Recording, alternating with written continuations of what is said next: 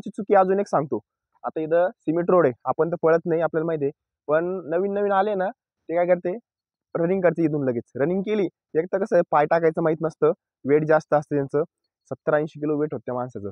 आणि सिमेंट रोडनी पळणार सिमेंट रोडनी पळलं लगेच पायाला शिनपेन होऊन जाईल लगेच, त्याच्यामुळे परत बंद पडशन आपला वर्कआउट करणं लगेच कंपनीत जाणार आहे किंवा ज्यांना वर्कआउट चालू करायचं आहे, म्हणजे त्यांना रनिंग चालू करायची आहे, त्यांनी सगळ्यात पहिले चुकी काय करते माहिती का, लगेच येते सवय लावा आधी. सगळ्यात मेन गोष्ट मग असती म्हणजे सवय, ती म्हणजे दररोज यायची. तुम्ही भले वर्कआउट करा नाही करा पण दररोज या, ही गोष्ट नक्की लक्षात ठेवा.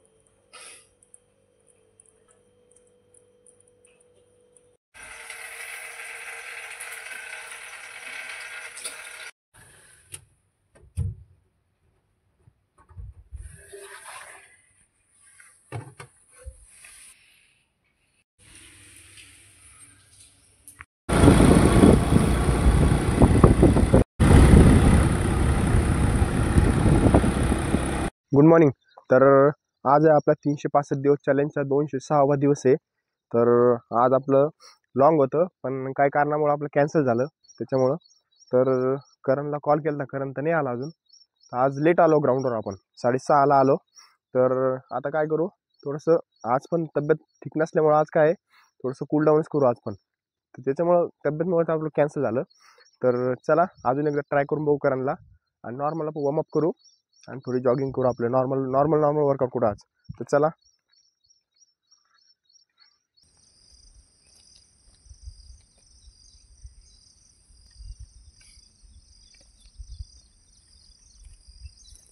तर डेलीचा आपला आहे वॉर्मअप. वॉर्मअप हा सगळ्यात मेन गोष्ट आहे. तुम्ही वर्कआउट करा, जिम करा किंवा अदर ॲक्टिव्हिटीज कोणती पण करा, पण वॉर्मअप कंपल्सरी. वॉर्मअप आणि स्ट्रेचिंग हे 2 कंपल्सरी आहे. वा भले तुम्ही वर्कआउट कमी करा. तर चला आता काय करू, वॉर्मअपची तयारी करू. चला.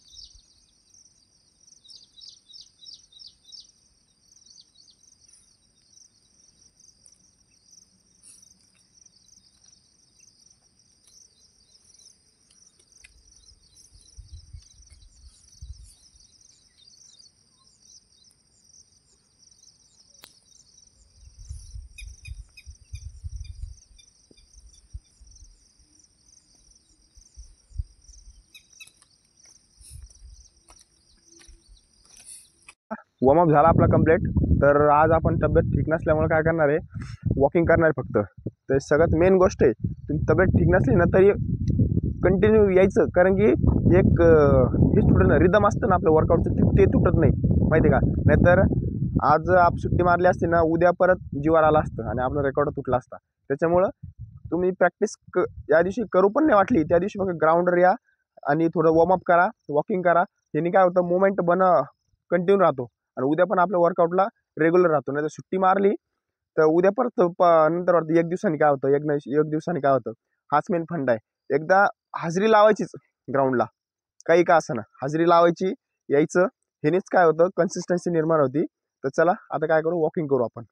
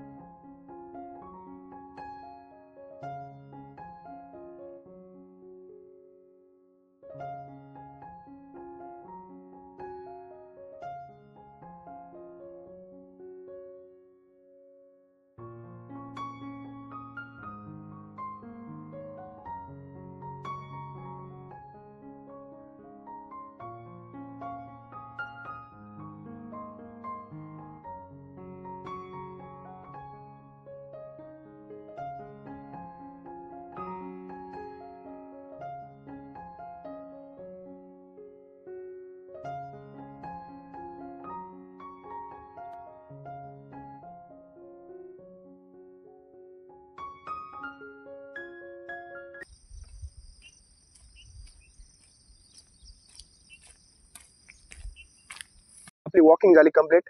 तर आज एक टिप देणार आहे तुम्हाला. ते भरतीवाल्याला नाही, भरतीवाल्याला आपण डेली देतो. भरतीवाले तर डेली कंटिन्यू येते वर्कआउटला. हा, पण जे दुसरे असते कंपनीत जाणारे किंवा ज्यांना वर्कआउट चालू करायचं आहे, म्हणजे त्यांना रनिंग चालू करायची आहे, त्यांनी सगळ्यात पहिले चुकी काय करते माहिती का? लगेच येते, ज्या दिवशी उठायचं त्या दिवशी विचार करते, लगेच त्या दिवशी येणार, रनिंग करणार अर्धा 1 किलोमीटर, परत दुसऱ्या दिवशी करणार, तिसऱ्या दिवशी करणार, नंतर चौथ्या दिवशी गायब. पाय दुखणार, हे दुखणार का बरं? काय होतं का माहिती आहे का? हे फंडा तर नवीन नवीन आले तर एक तर काय होतं, सवय नसती, त्यात तुम्हाला वर्कआउट झालं, बॉडीला त्रास होतो, ते सहन होत नाही. लगेच लगेच म्हणजे यार हात पाय दुखू राहिले, पाठ दुखू राहिली, पाय दुखू राहिले, लगे आजचे दिवस सोडून दे, उद्या जाऊ, असं करता करता परत सुटून जातं. 10-15 दिवसांनी परत गॅप पडतो. परत 6 महिने परत म्हणजे आपल्याला चालू करायचं. तर त्यासाठी सगळ्यात मेन फंडा काय माहिती आहे का? तुम्ही सगळ्यात मेन म्हणजे उठा पहिले. सवय लावायची की आपल्याला 5:30 किंवा 6 वाजता उठायचं आहे. तर उठून फक्त वॉकिंग करायची, फक्त बस. रनिंग करायची नाही, फक्त वॉकिंग करायची. महिनाभर या, नुसतं वॉकिंग करा. कारण की एक सवय लागते तुम्हाला उठायची. पहिले उठायची सवय लावा, त्याच्यानंतर हळूहळू तुम्ही जसं चलशान, दररोज वॉकिंग करशान, त्यांनी काय होतं, बॉडीला सवय होऊन जाते थोडंसं तकलीफ घ्यायची. तर त्यांनी काय होतं, मग वर्कआउटची पण हळूहळू सवय लागते. 1 महिना फक्त या तुम्ही, त्यांनी काय होतं, तुम्ही कंटिन्यू येण्याची सवय लागते.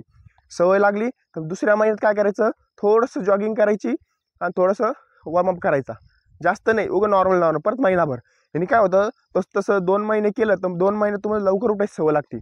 लवकर उठायची सवय लागली मग याच गोष्टीने तुम्हाला सवय लागली ना, बरोबर मग तुम्ही येता. मग ते थोडं हळूहळू वर्कआउट वाढत जातो आणि तुमच्या बॉडीला पण सवय लागते आणि तुम्हाला पण इंटरेस्ट वाटतो. जशी जशी बॉडी ग्रो होईल तसं माणसाला इंटरेस्ट येतो अजून मग बॉडी वाढवायची.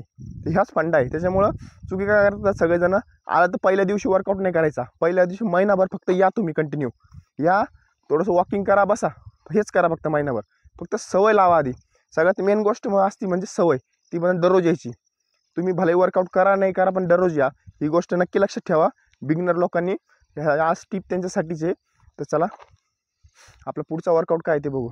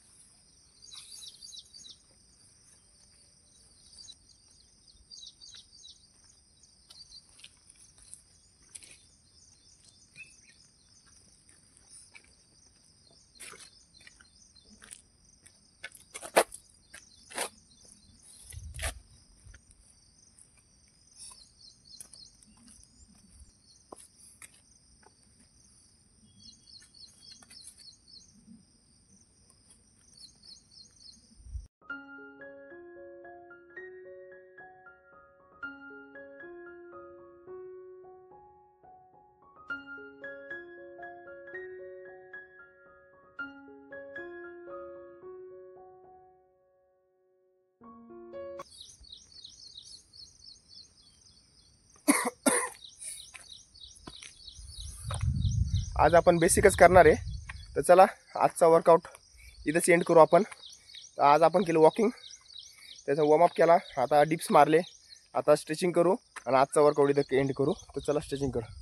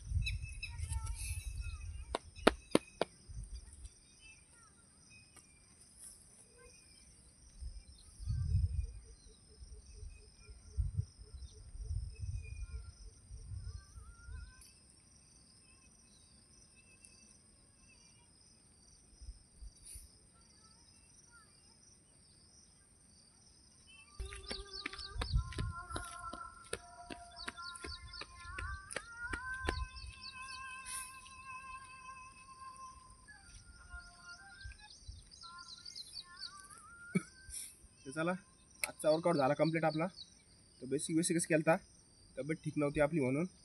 पण एवढं आहे, कन्सिस्टन्सी सगळ्यात मेन आहे. रेग्युलरिटी येणं सगळ्यात मेन आहे. काही पण प्रॉब्लेम असो काही असो, ग्राउंडवर यायचं म्हणजे यायचं, ही मेन गोष्ट आहे.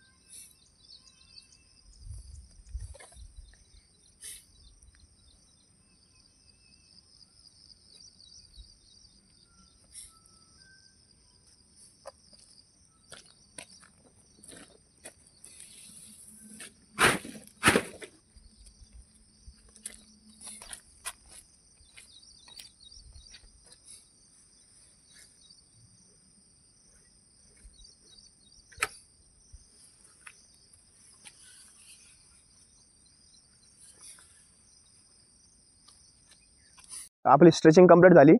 तर आता एक माणूस आलता बघा, ते काय करते, नवीनची चुकी अजून एक सांगतो. आता इथं सिमेंट रोड आहे, आपण तर पळत नाही, आपल्याला माहिती आहे. पण नवीन नवीन आले ना, ते काय करते, रनिंग करते इथून लगेच. रनिंग केली एक तर कसं आहे, पाय टाकायचं माहीत नसतं, वेट जास्त असतं त्यांचं, 70-80 किलो वेट होतं त्या माणसाचं. आणि सिमेंट रोडनी पळणार सिमेंट रोडनी पळलं लगेच पायाला शिनपेन होऊन जाईल लगेच, त्याच्यामुळे परत बंद पडशन आपला वर्कआउट करणं, लगेच गायब होऊन जाते असे माणसं. पण त्याच्यासाठी मेन कसं काय, तुम्हाला जर वॉकिंग करायचं तर करा सिमेंट रोडवर, पण जॉगिंग करशाल तुम्ही तर मातीवर करा, मातीच्या रोडवर करा, सिमेंटच्या रोडवर करू नका.